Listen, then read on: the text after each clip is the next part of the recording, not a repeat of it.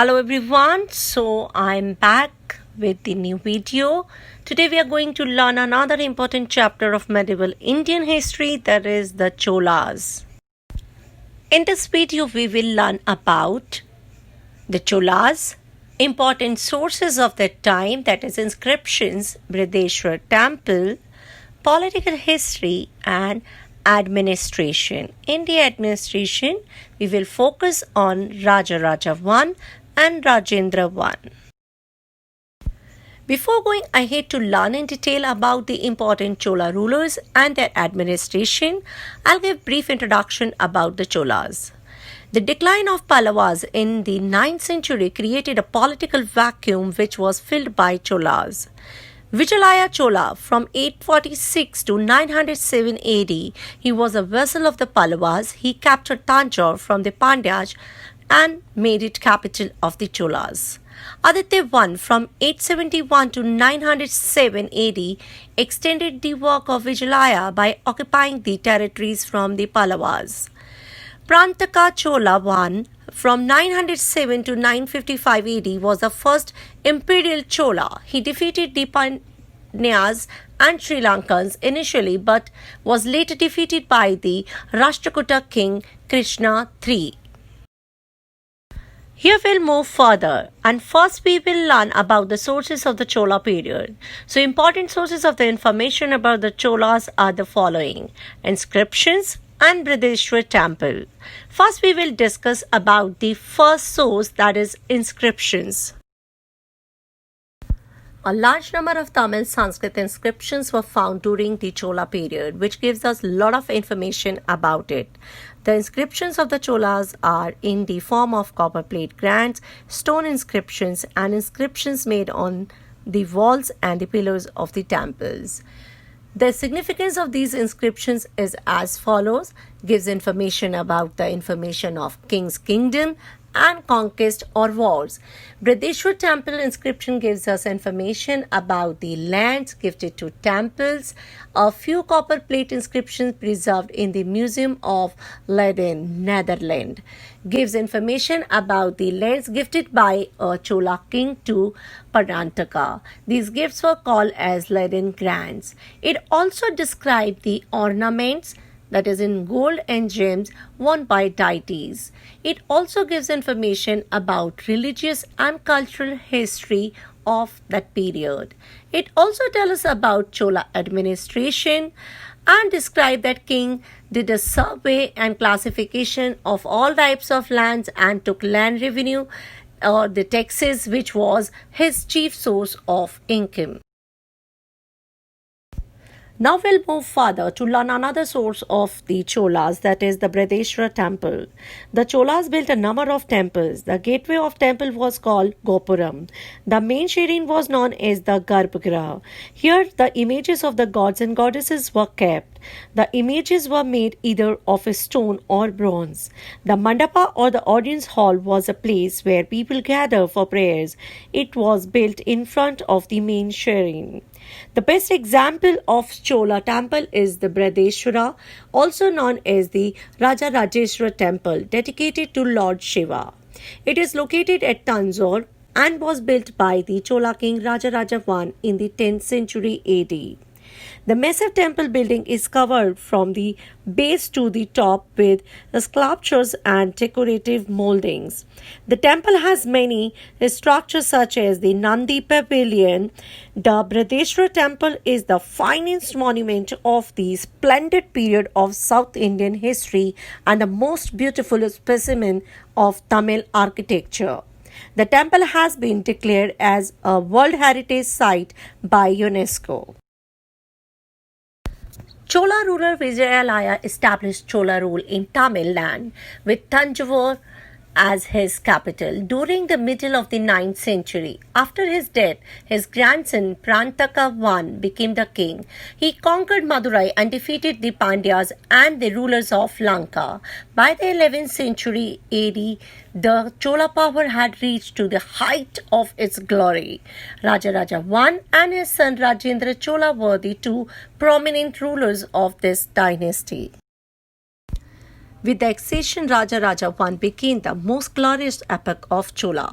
He strengthened the Chola Empire with his ability, power, and military skills. He campaigned in different directions and conquered parts of Travancore, Mysore, and Coorg. He extended his empire up to Kalinga and also defeated the Chalukyas of Vengi at present in Andhra Pradesh. Rajaraja I wanted to control the flourishing trade of Southeast Asia, which took place through the sea route via the Indian Ocean and the Arabian Sea. He built a huge naval fleet and subdued Ceylon, that is, Sri Lanka and Maldives. Rajendra I from 1014 to 44 AD is considered as the greatest Chola ruler. He completed the conquest of Sri Lanka in 1017 AD and captured the whole of Sri Lanka and made it a part of Chola Empire. He suppressed the rebellions of captured portion of the Krishna Tungabhadra Doab. He maintained friendly relations with the Chalukya of Vengi. He launched on expeditions to Orissa and maintained matrimonial relations with the Ganga dynasty of Orissa. He then reached Bengal up to the Ganga River in 1022 AD and defeated dynasty of Orissa. Then reached to Bengal Ganga River in 1022 AD and defeated the Pala ruler of Bengal, Mahipala Rajendra I, then assumed the title of the Gangaikonda and founded a capital city by the name Gangaikonda Cholapuram on the mounts of the Gangaikonda Cholapuram. His expeditions to Bengal along the east coast was undertaken to establish Chola dominations over the Bay of Bengal, that it was called the Chola Lake. He had a well-organized naval fleet with which he launched an 100 years naval war with the Shailendra rulers of the Sumatra. He sent 2 ambassadors to the China for promoting trade and commerce. Here we'll move further to learn about the Chola administration. The Chola system of administration was highly organized and efficient. The king was pivot of administration and all the authority rested in his hands. The Chola Empire was divided into 3 major administrative units called central government, provincial government, and local government. The Chola administration was headed by the king. The Chola kingship was hereditary in nature. As I said before to you, king was the most important person in the Chola administration.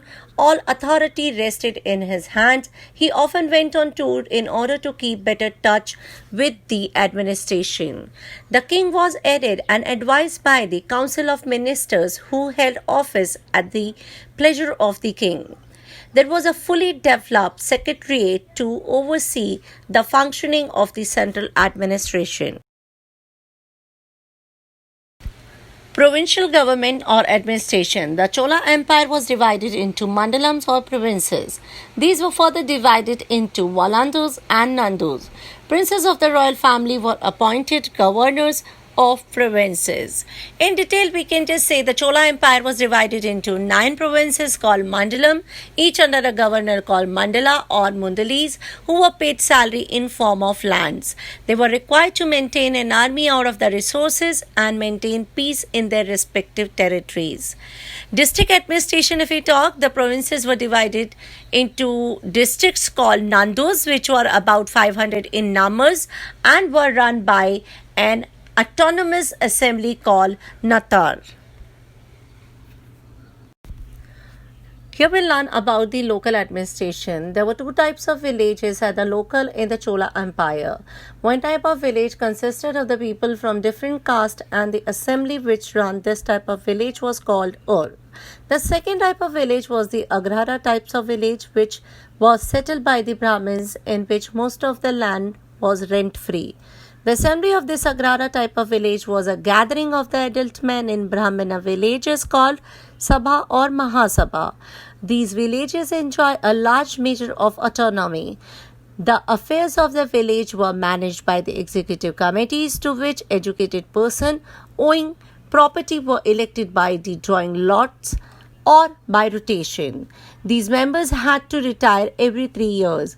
These members had to retire every 3 years, as I said to you, and there were other committees for helping in the assessment and collection of land revenue for the maintenance of law and order, justice, etc. One of the important committee was the Tank Committee, which looked after the distribution of water to the fields. The Mahasabha could settle the new lands and exercise the ownership right over them. It could also raise loans for the village and divide taxes. The self-government enjoyed by the Chola villages was a very fine system. However, the growth of feudalism tended to restrict their autonomy. Election system. The stone inscriptions in a temple say the ballot elections were held in South India by the method called Kudavolai system. Kudavolai means a ballot sheet of a leaf that was put secretly in a pot vessels called kudum. The names of the eligible persons were written on palm leaves and put into a pot. A boy or a girl would pick 30 names. As for the central government, it was responsible for external defense, maintenance of internal peace, and promotion of general prosperity, as well as the cultural progress of the empire. The village assemblies were left largely to themselves. The central government interfered only in cases of conflict or other exceptional situations. Moved to military administration, the Cholas maintained a large army consisting of infantry, cavalry, and elephant, which were called the three limbs of the army. The Venetian traveler Marco Polo says that all the bodyguards of the king burned themselves in the funeral pyre of the dead king. The revenue of the Chola kingdom came from the taxes on land and the produce of the land and taxes on trade. Part of the revenue was kept for the king. The rest was used on public works such as the building of roads and tanks, on salaries of officials, on paying for the upkeep of the army, and on the building of the temples. The taxes on land were collected by the officials from the village councils. Contributions of the Cholas. The Chola rulers were the great conquerors and efficient administrators. They loved art and architecture. They built temples, canals, roads, cities, and palaces. Most of the Chola temples were built in the Dravidian style. The metal and stone images cast during this period. Masterpiece of Chola sculpture is famous Nataraja, or the dancing Shiva at the temple of Chidambaram. This Nataraja has been described as a cultural epitome of the Chola period. The Cholas also patronized painting. The best examples of the Chola paintings are those found in the Pradakshina, that is circular passage of the Rajarajeshwara temple.